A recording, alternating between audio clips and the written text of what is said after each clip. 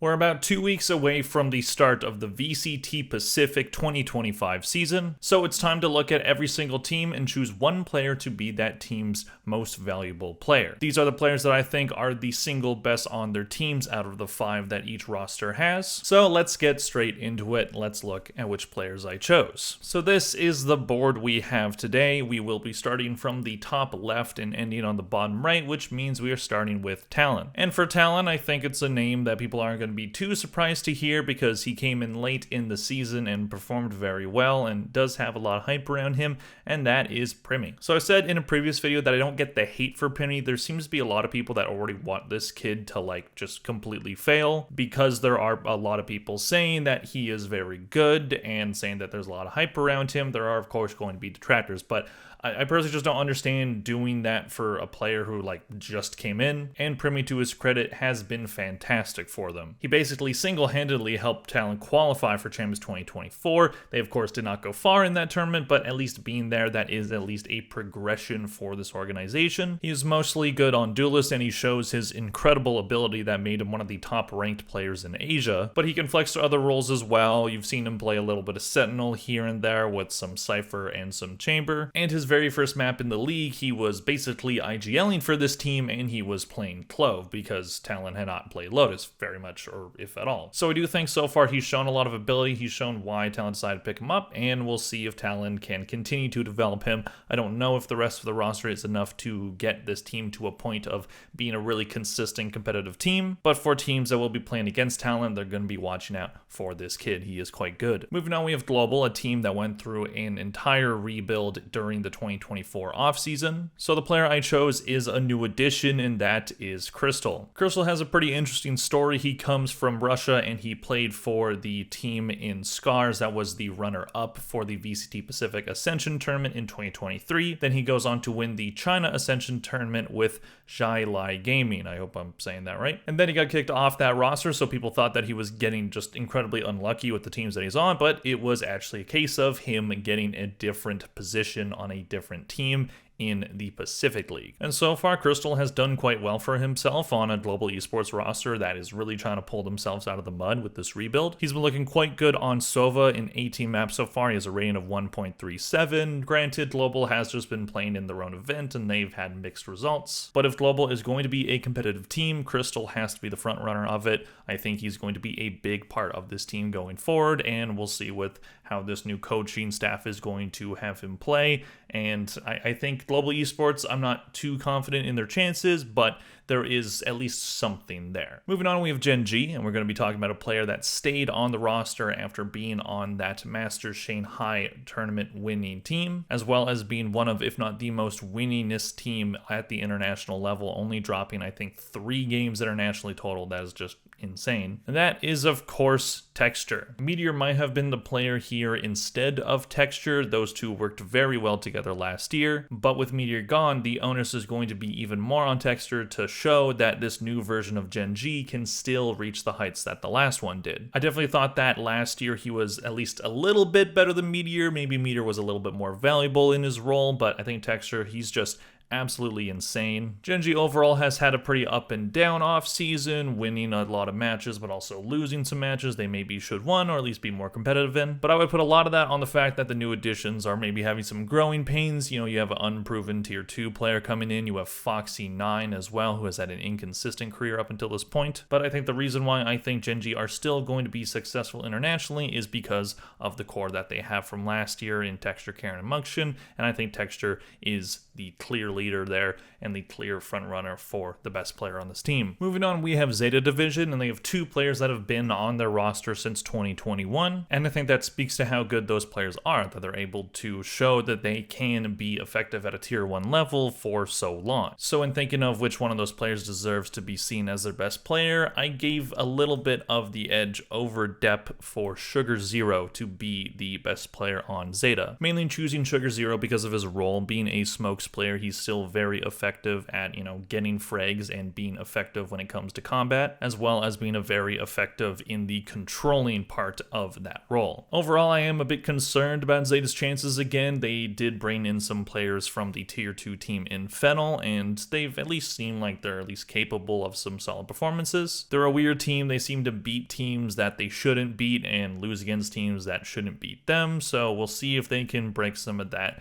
And Sugar Zero, hopefully he's tired of that kind of play from this team and wants to bring them into a new era where they are successful. Moving on, we have DRX. Now, I thought about putting Mako on the list here because he is a smokes player. He's one of the best smokes players in the world, and he is the only remaining member of the long-standing DRX roster that was really good but just couldn't win a tournament. However, with looking it over a bit more, I did decide to go with Flashback, mainly being DRX's Sentinel player, but also being able to flex through other roles such as Initiator and a little bit of Duelist here and there. I think Flashback showed a lot last year and proved why DRX hung on to him as long as they did and developed this kid into something really good. His individual ability is really good. We'll see where he can rank himself in, best Sentinels in the world if DRX is able to get to international tournaments and prove that they still got it. There are a lot of unknowns with how DRX has built their team going forward, but Flashback showed enough to not be one of the cuts to DRX that happened with this kind of new structure of this team, and DRX haven't looked bad in the offseason either, and Flashback has been a pretty big reason why. Moving on, we have Boom Esports, one of the two teams coming up from the Ascension tournament, being the runner-up against Nongshim Redforce, aka Sinprisa Gaming, and then having Bleed get kicked out of the league,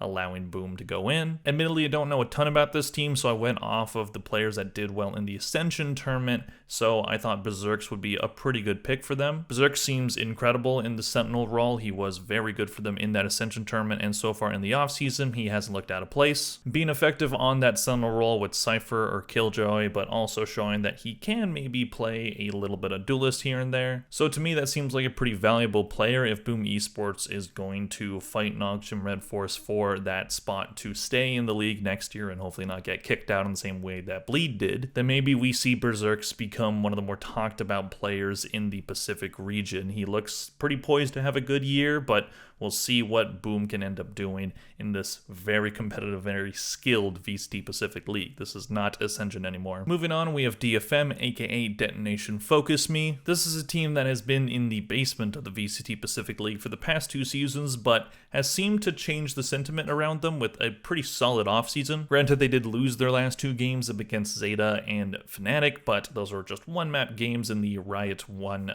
Invitational, so not too big of a deal. I still am skeptical about how far this team can end up going, but if they're going to be able to be what some people have been predicting, that they're going to actually make it to internationals, then I think May is going to be a big part of that. May being the only remaining player of the 2024 roster for Detonation Focus Me, it makes sense that they kept him. This man is incredibly talented on the Duelist role. We'll see how he does after the Neon nerf, but he can play Jet really effectively as well, and again, he's been helping this DFM team change the sentiment around them and look like they're actual contenders for getting into tournaments. With the Duelist meta evolving a lot, I think we're going to need these Duelist players to show that they can be flexible. We don't want a Chamber into 2023 season where he got nerfed. He was the best character in the game in 2022, and then all those players that were playing him in 2022 just completely dropped the ball. Not all of them, of course, I'm using hyperbole, but we'll see if the Neon meta has a similar effect. While we haven't seen the Neon meta at the tier 1 level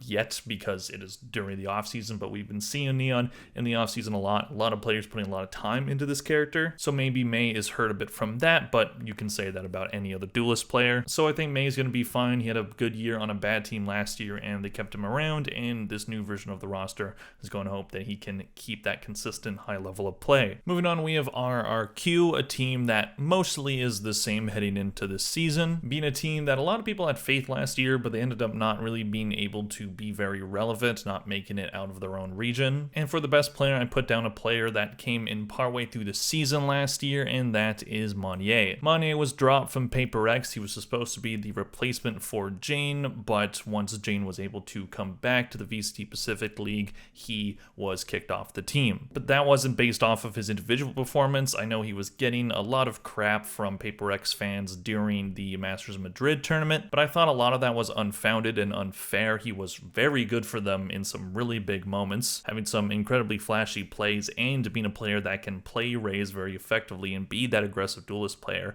but also being able to flex to other roles like smokes and do that effectively, which is now a criticism of Jane's play about how he is not flexible as a player. So I do think RRQ did really well by picking up Monnier. He's a really good player. He was good for them last year. Maybe RRQ can squeeze some better results out of this roster, but we will see. It's definitely not going to be an easy road with the type of teams that are here. Moving on, we have T1, a team that loaded up some really big guns in the offseason, and one of those big guns is Meteor. I think Gen.G is going to regret letting Meteor walk. He has looked incredible in the offseason so far. He's very good in the clutch. That was something that was very valuable to Gen.G last year, and probably one of the main reasons why they're going to miss him. He's incredibly good on that Sentinel role. He's going to do wonders on this T1 team that I think can win a tournament this year. T1 is an org that has had a lot of success in Riot's other game in League of Legends and is looking to turn it around for their Valorant team. So while they did cut some pretty good players from last year's roster, bringing in Meteor, bringing in Buzz, you still have stocks,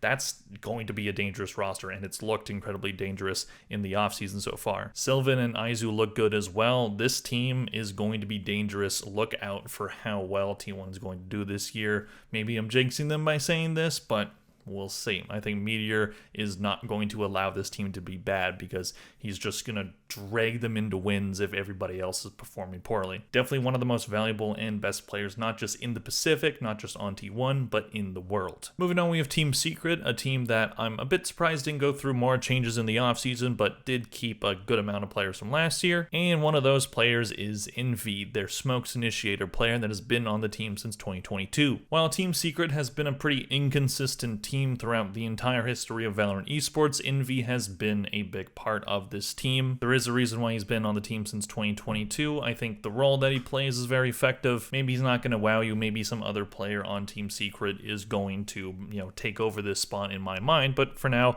I think this is at least a fair pick. Don't really know where I see Team Secret ending up, but I'm not really expecting big things, but maybe Envy is what turns it around. Moving on, we have Nongshim Redforce, the team that of course picked up the Sin Priza Gaming team that won VCT Pacific Ascension. So similar to what I did with Boom, I decided to go with one of the players that really wowed at that Pacific Ascension tournament, so we are talking about Persia. Having the highest VLR rating at that VCT Pacific Ascension tournament, one of the best ACSs at that tournament, all while being a smokes player. When you have a player like that that can be good in those support roles and also just be an absolute monster when it comes to fragging, this is an incredibly valuable type of player to have. Having this team come all the way from winning Premier to winning VCT Pacific Ascension, Persia was a huge part of that, and he's probably gonna do some really good things in Tier 1 this year. We haven't seen this team play in the offseason is my main concern. Maybe they would have benefited from a bit more warm-up, a bit more, competition at that level, so maybe they don't know what they're getting into. But if they're going to find success, Persia is going to be the reason why. Last but certainly not least, we have PaperX, one of the longest storied teams in Valorant. A team that has had incredible talent on their team for quite some time, but has never been able to get over the hump and win a tournament, opting to keep the same exact roster that they had last year and the year before that for the 2025 season.